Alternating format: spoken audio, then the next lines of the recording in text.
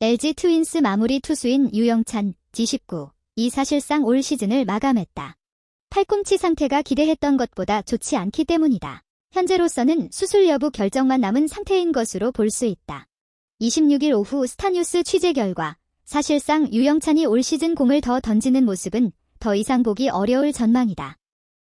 유영찬 측 사정에 밝은 한 관계자는 현재 8-9개월 정도 재활 기간이 필요하다는 진단을 받은 상태라면서 D17일 2차 정밀 검진을 받을 예정이지만 생각했던 것보다 상태가 좋지 않다. 올 시즌 다시 마운드에 오르는 건 어려워 보인다고 귀띔했다. 이 관계자는 만약 재활이 아니라 팔꿈치 수술을 받는다면 그 장소로 국내는 물론 일본까지 염두에 두고 움직일 예정이라고 부연했다. 사령탑인 염경엽 LG 감독은 이날 잠실구장에서 열린 두산 베어스와 경기를 앞두고 취재진과 인터뷰에서 똑같은 부위, 팔꿈치에 또 부상이 발생하면 이제 핀을 박아야 한다.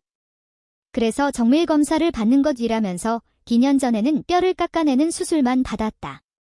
만약 정말 뼈에 금이 갔다고 하면 또 발생하지 않게끔 안전하게 해야 한다. 그럴 경우 시간이 오래 걸릴 수도 있기에 정밀 검사를 하는 것이라 이야기했다. 앞서 LG 구단 관계자 역시 25일 유영찬에 대해 질차 기본 검진을 이날 G15일 받았으며 보다 정확한 검진 결과를 얻기 위해 27일에 2차 정밀 검진을 실시할 것이라 밝힌 바 있다. 결국 종합하면 2차 정밀 검진에서 크게 호전된 결과가 나오지 않을 경우 구단과 유영찬 모두 장기적으로 내다보고 판단을 내릴 전망이다. 유영찬은 지난 24일 잠실구장에서 열린 두산과 경기에서 팀이 4-1로 앞선 9회 말 구원 등판했다. 당시 LG는 우강훈을 내리고 유영찬을 마운드에 올렸다. 세이브 요건이 갖춰진 상황. 유영찬은 마운드에 오르자마자 강승호를 헛스윙 삼진으로 돌려세웠다. 볼카운트 1-1에서 3구째 스트라이크를 그냥 지켜본 강승호. 이어 4구째 낮은 볼 코스에 슬라이더를 뿌리며 강승호의 방망이를 헛돌게 했다. 그런데 동시에 안타까운 상황이 발생했다. 유영찬이 4구째 공을 던지자마자 그 자리에 주저앉고 만 것 반대편에 착용하고 있던 글러브까지 곧장 툭 벗어 던지며 팔꿈치 통증을 호소했다. 이내 김광삼 투수 코치와 트레이너가 달려나와 유영찬의 상태를 살폈다. 그러나 더 이상 투구하기 어렵다는 신호가 더그아웃으로 전해졌다. 결국 한타자만 잡은 뒤 마운드를 내려오고야 말았다.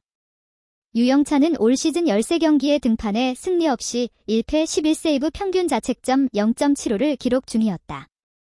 총 12이닝을 던지면서 4피안타 6볼넷 12탈 3진 1실점, 딜자책, 이닝당 출루 허용률, WHIP 0.83, 피안타율 0.103의 좋은 성적을 거두고 있었다.